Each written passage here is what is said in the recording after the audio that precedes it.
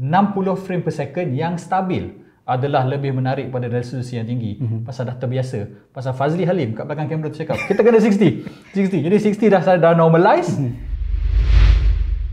Assalamualaikum, kembali pada segmen Menuju 2021 di mana kami akan bercakap tentang isu-isu yang kami ramalkan akan meletup pada tahun 2021. Dan hari ini kami akan bercakap tentang teknologi televisyen ataupun paparan 8K. Kami rasakan tahun harapan ni akan menjadi tahun orang kata watershed untuk 8K pasal teknologi ni tahu atau semada anda tahu atau tidak, sebenarnya bukan baru. Dan kalau tak percaya, saya akan tanya Nazrin, rakan saya hari ni. Sebenarnya Nazrin, bilakah 8K dah wujud? 8K dah wujud sejak maksudnya research ke dalam media untuk 8K ni dah wujud sejak 1990-an lagi oleh sebuah syarikat telekomunikasi Jepun yang dinamakan NHK. Jadi NHK TV station NHK. RTM Jepun. RTM Jepun lah basically panggil, betul. So sejak era 1990-an lagi mereka dah mula research tentang media dalam resolusi yang tinggi ni. Tapi ia hanya pada tahun 2016 di mana NHK telah mula menguji rangkaian televisyen dalam 8K. Mereka uji dalam satu hari, tak salah daripada pagi sampai ke petang untuk 2 tahun, dan pada tahun ini akhirnya mereka sepatutnya telah officiate rangkaian 8K mereka apabila Sukan Olimpik Tokyo patutnya dijalankan pada musim panas tahun ini di Tokyo, bulan Julai. So NHK sepatutnya menjadi rangkaian utama untuk Sukan Olimpik Tokyo 2020 di mana mereka boleh memperlihatkan semua sukan-sukan yang patutnya diadakan pada acara tersebut dalam resolusi 8K. Dan juga ia dikatakan boleh menyokong sistem pembesar suara sehingga 22.2. So basically ada 22 driver dengan 2 subwoofer besar lah. Jadi apa yang menarik mengenai 8K bagi saya setakat ini, ia memang betul macam Efi cakap, ia bukanlah sesuatu yang baru.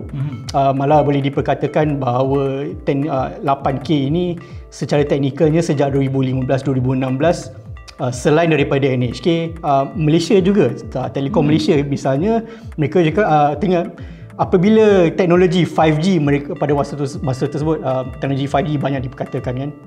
Telekom Malaysia sendiri cakap, kami juga berminat untuk menguji penyiaran televisyen dalam resolusi 8K. Ini khususnya apabila pada waktu tersebut sama juga Malaysia juga sedang beralih daripada signal analog kepada signal digital untuk membolehkan kita menggunakan bandwidth frekuensi untuk rangkaian untuk TV 5G yang lebih berkuat, yang lebih pantas lah. Jadi di sini biasanya bila bercakap pasal 8K, 8K, pada dahulu kala malah a few years back pun, beberapa tahun yang lepas, kita boleh katakan bahawa 8K ni adalah sesuatu yang a pipe dream untuk consumer. Apa yang menariknya pasal technically at the time macam company macam RED dan sebagainya, mereka adalah satu-satunya syarikat yang hadir dengan cara untuk merakam dalam 8K ini, dan walaupun secara teknikalnya YouTube juga telah pun menyokong penstreaman pada 8K pada tak silap saya 2015. Jadi untuk consumer yang biasa, ia adalah sesuatu yang sukar kerana untuk men-stream sesuatu video yang dengan resolusi yang cukup banyak ni, ia memerlukan kuasa pemprosesan yang cukup tinggi juga. Betul. Jadi untuk consumer at the time, ada pun media 8K mereka tak boleh tonton di rumah ataupun di mana-mana saja. Tetapi pada hari ini teknologi cukup berkuasa untuk membolehkan kita bukan saja menonton 8K media 8K dalam telapak tangan kita, tetapi juga merakam media tersebut tanpa sebarang masalah. Jadi bagi mereka yang tak tahu, sebenarnya tahun ini Samsung menjadi pengeluar pertama yang komersial boleh melancarkan sebuah peranti dengan sokongan 8K 24p.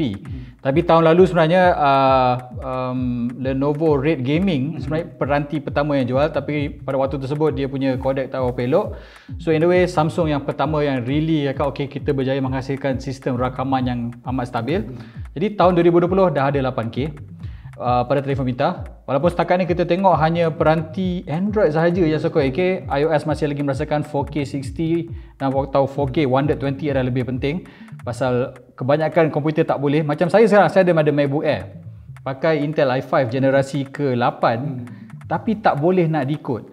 Saya rasa ini macam saya mengingatkan saya kembali kepada tahun 1998. Saya ada DVD player. Anda bayangkan DVD waktu tersebut, nak main DVD, anda tak boleh hanya sekadar ada prosesor, tapi kena beli yang berkata MPEG card. Jadi apa yang berlaku sekarang, kebanyakan peranti sebenarnya internet yang pantas tidak mencukupi. Jadi untuk anda buat coding and decoding tu, perlukan kuasa memproses yang tinggi dan hanya sekarang kita ada peranti mudah alih yang akhirnya bukan saja boleh merakam tapi juga boleh decode.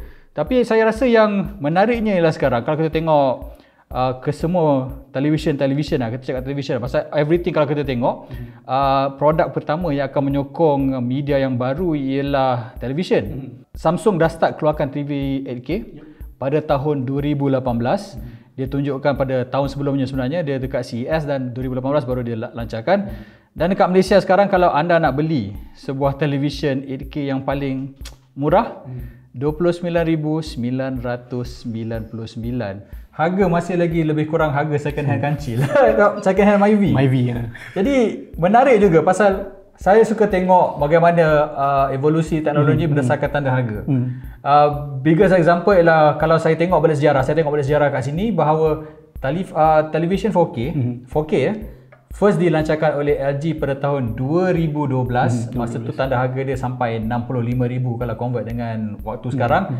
Dan hanya pada tahun ini, Januari 2020, dah 8 tahun, baru saya boleh beli sebuah TV 4K pintar yang dijual pada harga 3,000 yang masih lagi not really cheap, tapi akhirnya kurang daripada harga yang orang kata kena jual ginjal. Jadi saya kalau kita buat projection, saya rasa kalau tengok macam tu, mungkin dalam lagi 5 atau 6 tahun barulah akan jadi mainstream. Macam kita lihat sekarang gaming pun dekat konsol, hanya tahun ni nak pergi ke 4K. Dan sebenarnya itu hanya konsol. Macam dengan PC. Adakah 4K untuk PC malang juga 4K macam konsol? untuk PC actually sekarang boleh dikatakan nak memasuki mainstream. So sekarang apabila dulu kita cakap 4K 60 fps, sekarang kita dah mula bercakap tentang 4K 120 fps, 4K 144 fps, high refresh rate gaming. Jadi 8K yang menariknya pada tahun ini baru sini Nvidia telah melancarkan siri kad grafik RTX 3000 mereka kan. Jadi yang paling berkuasa dalam siri tu iaitu RTX 3090. Ia fokusnya ialah kepada 8K gaming, percaya atau tak.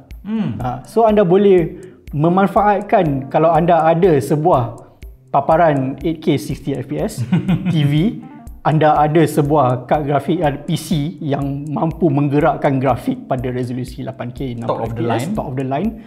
Memang yang jenis yang ada CPU yang ada 12, 16 teras dan juga RTX 3090, anda boleh mula untuk appreciate gaming pada resolusi yang tersebut. So dari dulu kalau kita nak cakap pasal 8K gaming, biasanya kalau kita tengok ada tech channel yang daripada negara-negara barat, mereka biasanya akan membina sebuah komputer dengan paparan yang menggunakan 4 paparan. Tapi sekarang pada hari ini kita ada satu solution di mana 8K resolution tu anda boleh dapati menggunakan satu panel sahaja. Kira tak adalah isu macam bingkai line. Oh ya, dia buat 4 monitor jadi satu, once upon a time. Jadi untuk PC gaming pada tahun 2020, saya rasakan bahawa kita akan mula sedikit sebanyak memperlihatkan gaming. Ya adalah dia punya sikit-sikit gaming 8K 60 fps memang tak ada masalah. Malah konsol pun tak silap saya, PlayStation 5 dan juga Xbox boleh menggerakkan permainan pada resolusi 8K tapi bukan 60 fps lah, pada 30 fps, bukan native. Jadi 8K 30 fps, which is untuk konsol bagi saya konsol gaming dah semakin pada generasi ke generasi inilah yang paling dekat mereka ada pada tahap PC gaming. Disparity dia tak begitu jauh. Dan saya rasakan walaupun setiap orang kata broadcaster cakap 8K is the future, Samsung kata 8K is the future, malah orang kata LG pun kata 8K is the future. Tapi saya tak boleh rasakan kita dah sampai satu tahap di mana dah mula start saturation. Pasal memang broadcaster macam NHK ke, RTM ke, BBC ke atau TV3 akan cakap, oh kita akan support 8K. Tapi masalahnya, perbezaan dengan say masa generasi Full HD dan juga masa generasi 4K ialah kita sekarang tidak lagi bergantung harap pada broadcasting. Kita dah tak tengok TV. Ya, betul, dan saya boleh katakan kalau dekat kawasan urban macam kita dekat Malaysia sekarang kat Kuala Lumpur ni, banyak orang sekarang bergantung kepada penstreaman.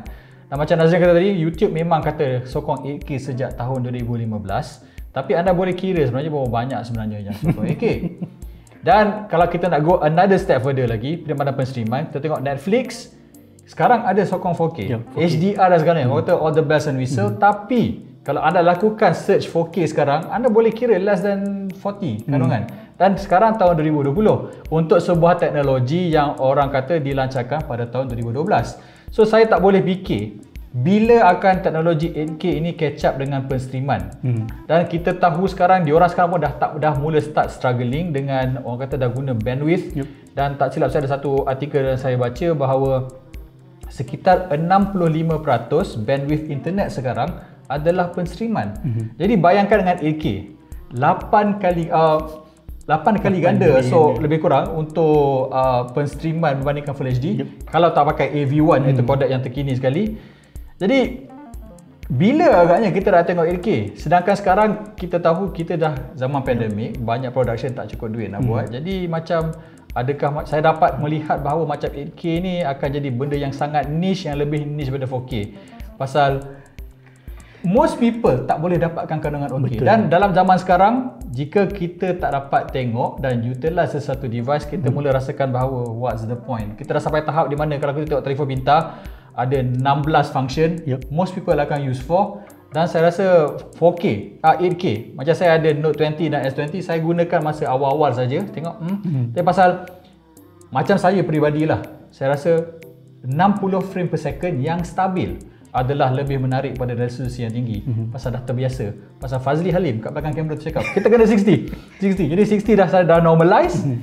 8K walaupun 30 frame per second, saya rasa masih lagi macam belum lagi, dan saya tak dapat lihat dalam masa 2 ke 3 tahun yang benda ni akan consumer akan latch in nak beli dan worth it untuk 2 tahun. So adakah kita akan melihat 2021 benar-benar, adakah Nazrin rasa akan kita macam kita punya original hypothesis ialah 2021 akan jadi benda yang big untuk 8K. Sekarang bila bincang kita realize mungkin tak lah. Pasal at the end of the day, kalau kita ada resolution 4K, 8K pun, first kita kena ingat media consumption sekarang lebih kepada mobile devices. Kecil. Even at 4K pun, kalau ada bagi tahu saya ada phone yang menggunakan screen dengan resolution 4K, QHD dan sebagainya. Xperia Z5. Tak perlu. Betul. Full HD ataupun HD pun for the most part memang dah sangat mencukupi. Betul. Kedua ialah kalau kita nak cakap pasal gaming, ini adalah yang isu paling besar bagi saya. Kerana katakan anda ada paparan 8K, RM65,000, RM80,000 apa-apa. Anda masih perlukan sebuah komputer, sebuah mesin yang mampu untuk memproses macam apa yang cakap tadi. Tak boleh nak decode. Nak decode video pun susah. Harga dia lagi mahal pada motor. MacBook Air nak decode 8K pun tak boleh. So bayangkan the kind of processing power yang diperlukan untuk menggerakkan kandungan-kandungan dalam 8K ni. And bagi saya NHK ialah ada outlier. Pasal saya rasakan selain daripada NHK dan mungkin BBC ataupun CNN, rangkaian televisyen kebangsaan lain saya rasa memang susah mereka nak implement benda ni kerana kos upgrade tinggi, menaik tarafkan equipment yang sangat-sangat tinggi. Baiklah, itu pendapat kami tentang 8K untuk kali ini di Sembang menuju 2021. Diharap anda juga dapat beberapa maklumat yang mungkin anda tak tahu sebelum ini. Dan seperti biasa, jangan lupa untuk subscribe pada channel kami. Dan saya Efi Saharudin. Saya Nazrin. Jumpa anda di seksi Sembang menuju 2021 yang seterusnya. Bye-bye.